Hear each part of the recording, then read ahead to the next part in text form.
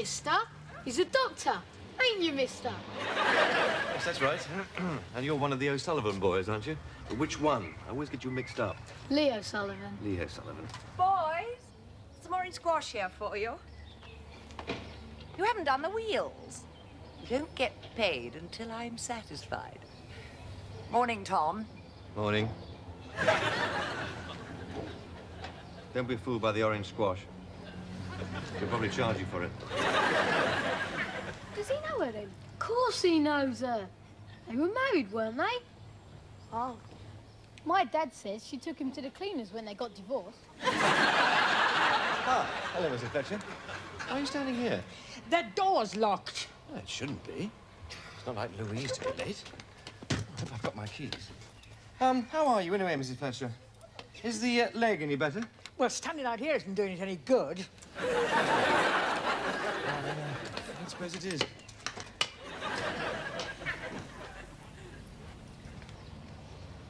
I hope you don't charge for the orange squash.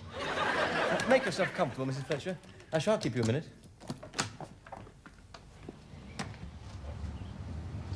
Yes? I've come to see the doctor about my bronchitis. The surgery is round the side, Mr. Davenport. I've told you before. I've got an appointment. It's round the side. Round the side. Come on. Don't forget your squash, boys. This way.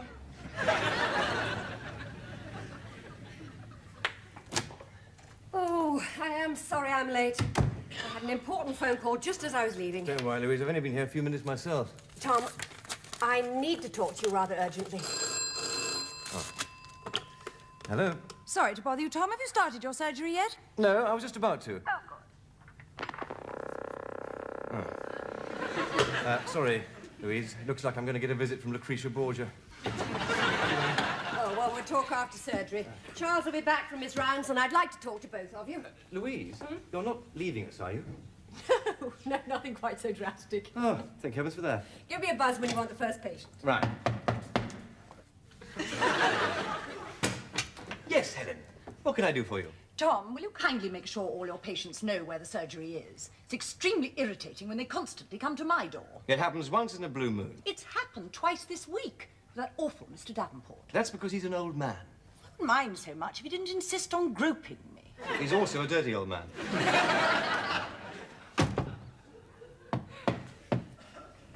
Yes? By the way, I don't charge little boys for their orange squash. I'm not that mean. Oh, yes. It's my little joke. Not very funny. Oh, that's your mother. I'm just talking to Tom. I'm taking her to my dance class. You shouldn't leave the front door open. Anybody could... Hello, darling. Hello, Mum. How nice to see you two having a little chat. Yes, Helen often pops in to talk at me. I mean, talk to me. She's going to take me to her dance class. Lovely. I thought we'd come back here for lunch. I've invited a few chums. Harvey said he'd try and pop in. Oh, lovely. Yes, yeah. Well, excuse me, Mum. I better get on with my surgery. Yes, of course, darling. Helen, I've asked those two little boys to wash my car, too. I've offered them £1. Do you think that's enough? Angela, you're too generous. I was only going to give them 50p. I was only going to give them 50p.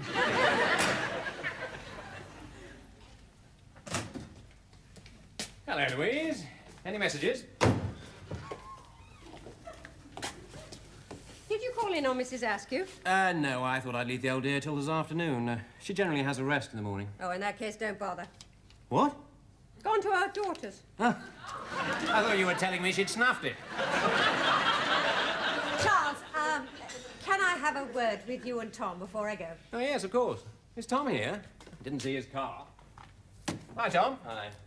Thought I'd missed you. Where's your car? Oh, miles down the road. Someone very kindly parked their car in the doctor's bay. You know how uncooperative dear Helen is about my parking in the drive. Oh, she lets me park now. Oh, yes, of course. This is her house. My ex-wife can choose who can park in my ex-drive. Ludicrous. We pay enough rent for this surgery.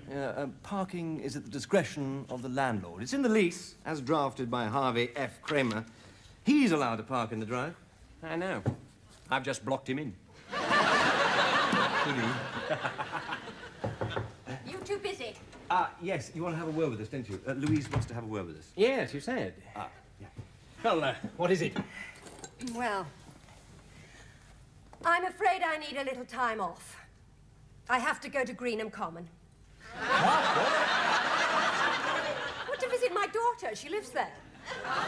Well, people do live there, you know. I suppose they do, yes. Yes, of course. Yeah, well, she has to go into hospital for a minor op, and she needs me to look after the children. Of course. No problem. Absolutely. When do you want to go? Today.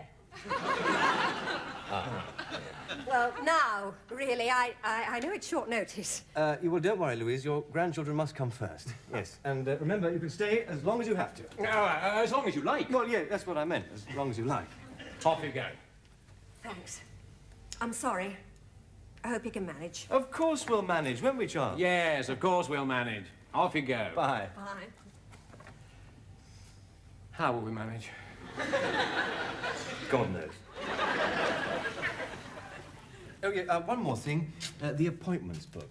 Ah, yes. You see, we have a system. The patients are booked in at 10-minute intervals. Yes, but some consultations take longer. Yeah, well, some are shorter. Yeah, so we find things even themselves out, don't we, Charles? Yes. Now, you see, Louise is done tomorrow, and Thursday's pretty full, but you could still fit a few more people in on Friday. Yeah. And, well, you'll soon get the hang of it. What about evenings? That Mondays, Wednesdays, and Fridays, so there's no evening surgery tonight. But I think we can manage evenings. They're normally much lighter. No, I'll be here. It's awfully good of you, Angela. Now then, let me recap. The first appointment is at 9 o'clock. Would you like me here at 8:30? Well, 8:30, quarter to 9's fine. But only if it's convenient. No, I shall be here at 8:30. Then I sort out the patient's medical cards in order of appointments, which I put in your office on your desk in the consulting room. You see, Mr. Smith first, and then Mr. Greenwood. Yes, Tom, I can read. Oh, yeah. Well, I'm on duty tomorrow morning, so I'll try and come in a little early. No, Charles, no, you come to your normal time. I'll manage perfectly. It's frightfully good of you. You really have helped us out of a jam. You know, I'm really looking forward to it. I'd have loved to help your father like this, but he'd never let me. I don't know why he was so old-fashioned about wives working. We'll pay you, of course. Oh, nonsense. Oh, of course. No, nonsense. I get more than enough from your father. Now, what about keys? Louise has walked off with the keys. Look, you better have mine. There are 3 keys, and they all double lock. This one's for the surgery, straightforward. And then these 2, they're for the front door out there. And that's it. That's fine. All very straightforward. Well, since you're free this evening, what about coming back and having dinner with me? Well, I'm not exactly free. Tom is entertaining this evening. Yeah, Dad's going to a dermatologist too, and, well, I've invited Madeline round. Oh, lovely. Yeah, well, why don't you join us? What a lovely idea. What time shall I come? I don't know, 8:15. I'm just joking. I'm sorry. Oh, two's company and all that, you see. As I can assure you, it's nothing to worry about, Lady Greyshot. It's just a common cold sore. But where did I get it? You know how fastidious I am, Dr. Latimer. How did I pick it up? Well, who knows, Lady Greyshot? It's an airborne virus. Oh, well, my husband did fly back from the United States. They do say that a lot of these things come from America. I hardly think that is likely. No, I suppose not. No. After all, he did fly first class. Now, I've prescribed a particularly good lotion. Now, if you just apply a little at night, it'll sting, but only for a few moments. And it should clear up in a few days. You're sure it isn't what it says in this newspaper article that I showed you? Oh, no. No, that's something quite different. Miss Forbes will show you out. Thank you so much, Dr. Latimer. Goodbye, Dr. Latimer. Goodbye, Lady Greyshot. And don't forget, if you have any problems, don't hesitate to call me. Thank you so much. Yes. Goodbye. Amanda, will you come back in a moment? Okay. Yep.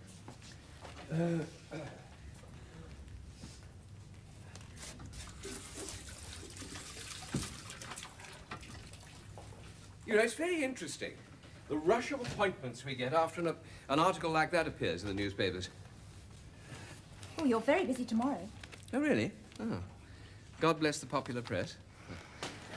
Now, Madeline, would you go down to the cleaners and pick up my dinner jacket? I've got to go to this dermatologist's do tonight. Of course, Dr. Latimer. Mind you, I don't feel like going. For 2 pins, I'd give it a miss. Oh, you must go. You have to. Well, you are a leading dermatologist. Yes. Yes, you're absolutely right.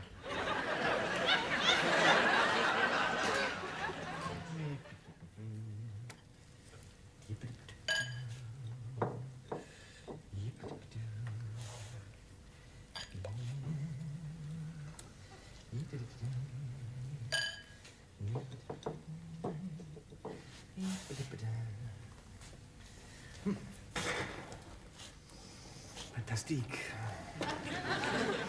Delia Smith. Ha.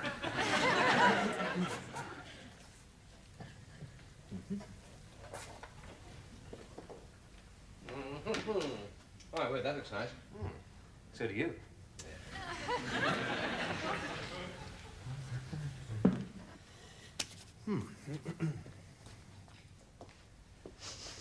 Smells nice, too. So do you. You know, Tom, you don't have to wait for me to go out before you invite Madeline round. Well, you know what they say. Two's company and all that. Yeah, well, that's what I'm saying. I mean, for goodness sake, if you want to be alone with Madeline, or anybody else, just let me know and I'll make myself scarce. Yes, but because she works for you, she does find it a bit, you know, a bit difficult. Yes, well, she shouldn't. I felt a bit foolish when I found out that you'd been seeing each other secretly behind my back. But, of course, I appreciate that Madeline's professional and private life are totally separate. And I certainly don't want you to feel that you've got to wait for me to go out before you can ask her here. Well, thanks, Dad. I'll tell her. Good.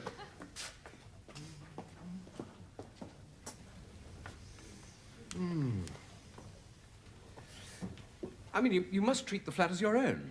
Yeah, it is my own. Yeah, well, yes, you know what I mean. And I'm living here because of your generosity. And I promise I won't impose on you forever. Dad, you don't have to say another word. Mwah. By the way, did I tell you that Mum's coming to work for me for a week? She's what? Yeah, Louisa's got to go and look after her grandchildren, so Mum's coming to work for us for a week or so. I don't want your mother working for you. What? Or for anybody else, for that matter. She has never had to work all our married life, and she is not starting now. She has never had to rely on other people for money, least of all her own son. It's all right, Dad. We're not paying her. She says she gets enough from you. Count yourself lucky. I wish my ex-wife had a job instead of faffing about with dance classes and shopping and lunches and health clubs. Your mother is not my ex-wife, and she doesn't have to work. I know she doesn't have to work. She knows she doesn't have to work. God, you're so patriarchal. Maybe that's what's wrong with your marriage. There is nothing wrong with our marriage. We're just living apart. For the moment. For the moment? So you admit that you might get back together again? We might. I haven't decided. He hasn't decided. He hasn't decided. Yeah, well, maybe I put that badly. But you see, that's why he doesn't want to make a move to find his own place. Deep down, he wants to come back to you. So I was thinking, knowing how he doesn't want you to work, maybe you shouldn't work. Firstly, Tom, I'm not so sure that I want him back. Secondly, he can mind his own business. And thirdly, I'll be there at 8:30 tomorrow morning.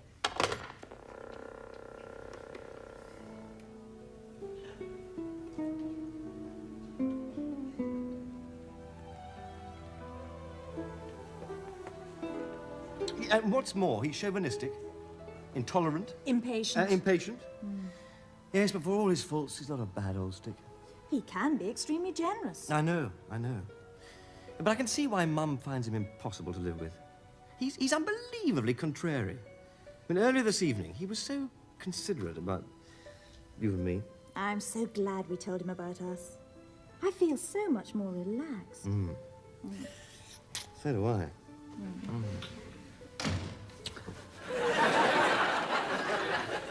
Hi, Dad.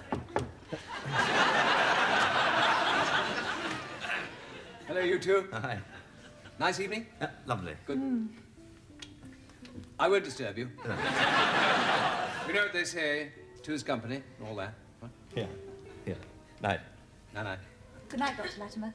Oh, Madeline, surgery hours are from 9 till 5. Call me Toby. Night, Toby. Good night. Night.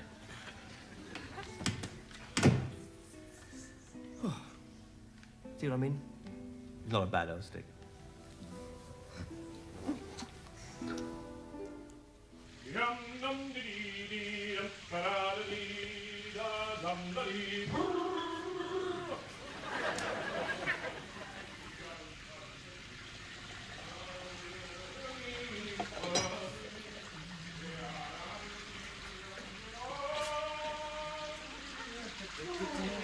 Dad! Yeah? Breakfast! Right. Hello? You haven't found a gold earring, have you? When I got home last night, I discovered I'd lost one. I haven't seen it, darling. You better come up and have a look.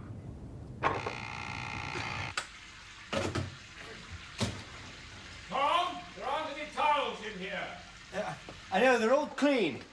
I took them to the laundrette. Could I have one, please? Yeah, they're outside the door. Thanks. Hi. Thanks for a lovely evening. Not at all. Hope you find your earring. Ah, the eggs. Have a look under the put-you-up.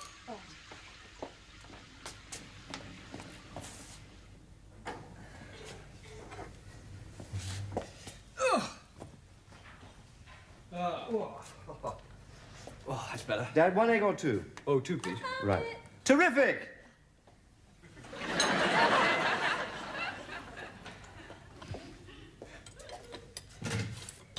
Morning, Dr. Latimer. Oh, I mean, Toby. You're right, Tom. It was under the bed.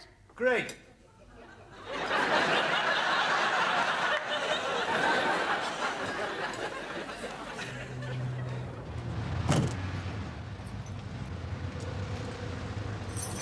Morning, Doctor. Morning. Madeline's already here. Bright and early she was. Mind you, Doctor, she's looking a bit tired. I think you're working her too hard.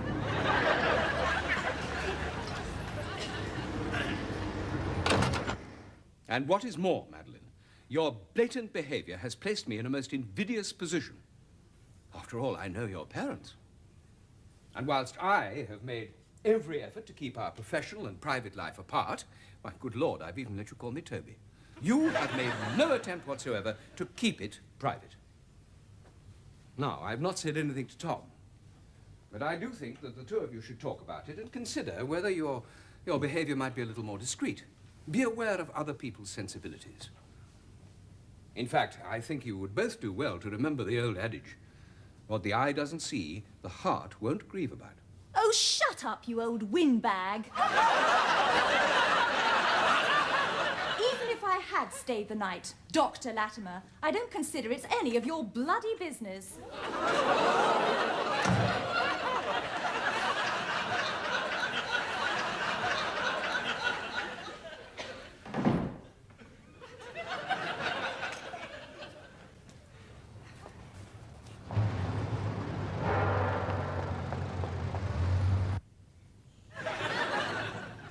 How are you sleeping, Mr. Burton? Any problems in that department? Oh, I sleep all right, Doctor.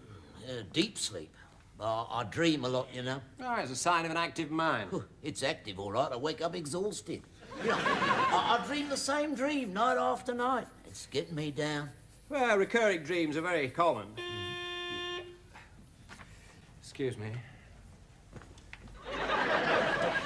Yes, Louise? I mean Angela. There's a Dr. Green on the telephone from Preston. He wants to know if you're going to attend the conference tomorrow. Yes, definitely.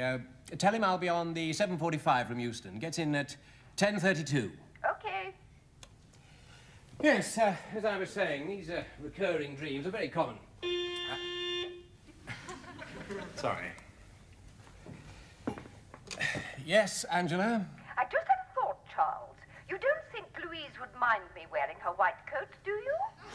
No! No, it's absolutely fine. Don't worry, Angela. Oh, good. Yes, well, these recurring dreams are nothing to worry about. And, can you tell me what your dreams are about? Oh, yeah, clear as a bell. As you know, Doctor, the wife and I are flying to Australia in a couple of weeks to see my sister. Yes, you must be looking forward to that. Oh, yeah. Trip of a lifetime. Well, in this dream of mine, I'm on the aeroplane, you see, alone. Well, your wife's not there. Well, nobody's there. I'm on this great big jumbo, all of me Todd, and not another passenger in sight. Well, clearly, this exciting trip to Australia has been preying on your mind a little. Yeah, but you see... And you are worried that for some reason or another, your wife is going to miss the plane. No, I'm finished yet, Doctor. There's more. Oh? You see, I'm on this 747, enjoying my complimentary in-flight drink. Still on your own? Yeah, still on my own. And this stewardess, she comes along and she says, would I like to go up front and visit the cockpit? Well, of course, I say yes, and off I go. And there, in the captain's seat, in full uniform, peak cap, scrambled egg the lot, is my wife. She's flying the plane. Yeah, that's not all. She's got a moustache.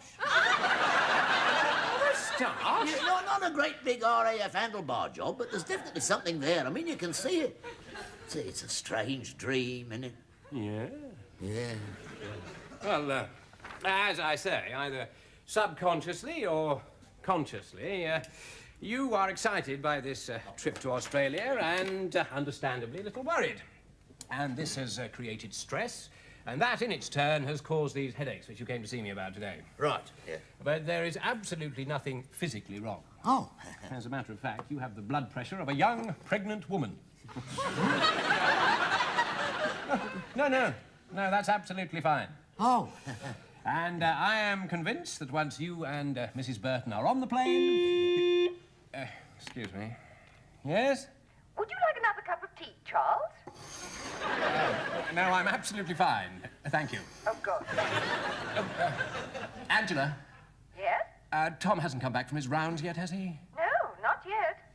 Oh, thank you. Oh, Tom, yeah, that's the doctor I usually have. Yes. Well, as I say, I'm sure that once you and Mrs. Burton are on the plane, these headaches will disappear. And the dreams. And the dreams. Yeah. And the moustache.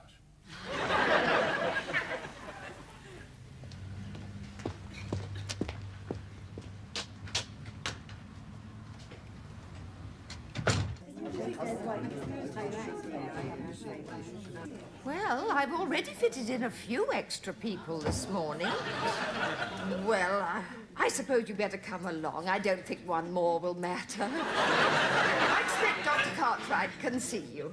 Yes, goodbye. Oh, hello, darling. Now then, who's ready for more tea?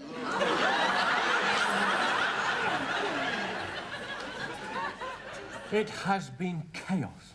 Utter chaos. I mean, she's well-meaning, Tom. She's lovely, but she's going to have to go. We'll get someone from an agency. Oh, what am I going to do, Charles? I can't get rid of her. She's my mother. You tell her. Well, I can't. Why not? She's your mother. Yes. Oh, hello, Madeline. Yes, he is. Hello, darling. You've done what? Well, it seems I've jumped to the wrong conclusions. I'm sorry, Tom. I'm such an idiot. Yes. I did send Madeline some flowers and a letter of apology. I know. I spoke to her. I've smoothed things over. I wish there was something else I could do. Well, give it a few days.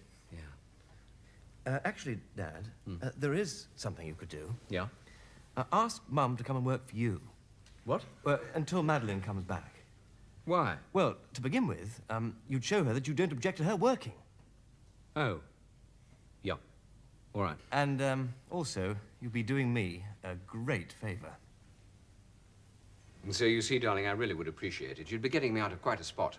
Well, I'd like to help you, Toby, but it wouldn't be fair. Tom did ask me first, and he really does need me. Don't you, Tom? Yep. Sorry, darling. I'll go and organize some drinks. Well, I tried.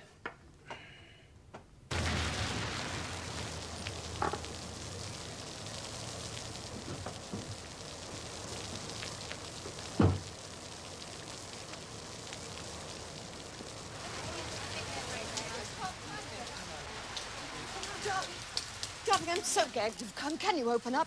I've lost my keys. Can't find them anywhere. But I haven't got any keys. You've got mine. Charles has got the only other set, and he's in Preston. Oh, Lord. Oh, Mum. Hang on.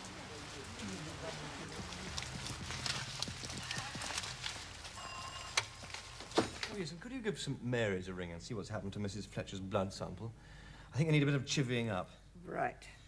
OK. Ready for the first one? That's Mr. Webber. Splendid. By the way, Mum, thanks a million. I don't know what I would have done without you.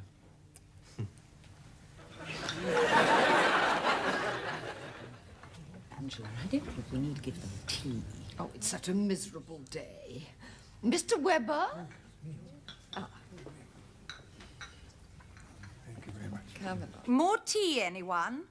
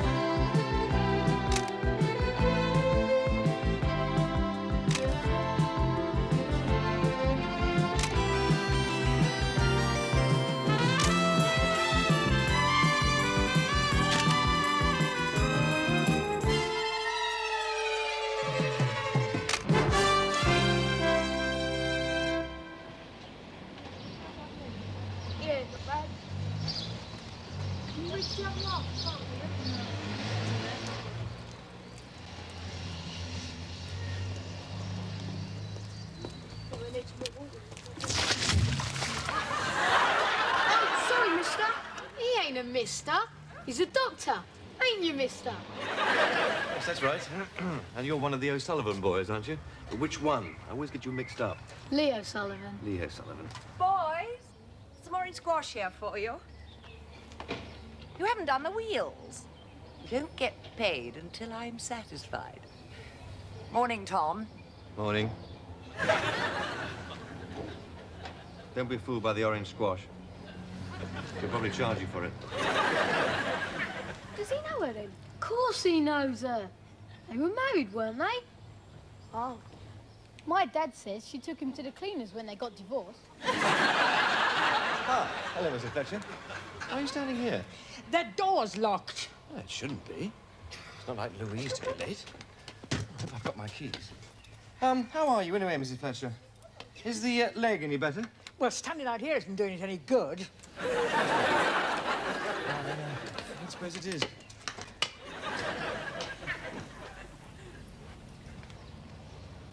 I hope you don't charge for the orange squash. Make yourself comfortable, Mrs. Fletcher. I shan't keep you a minute.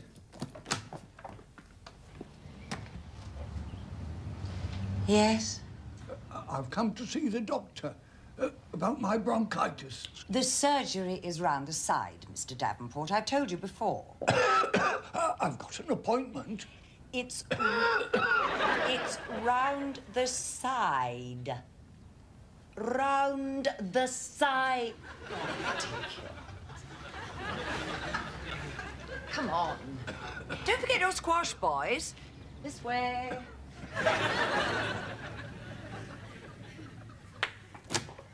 Oh, I am sorry I'm late.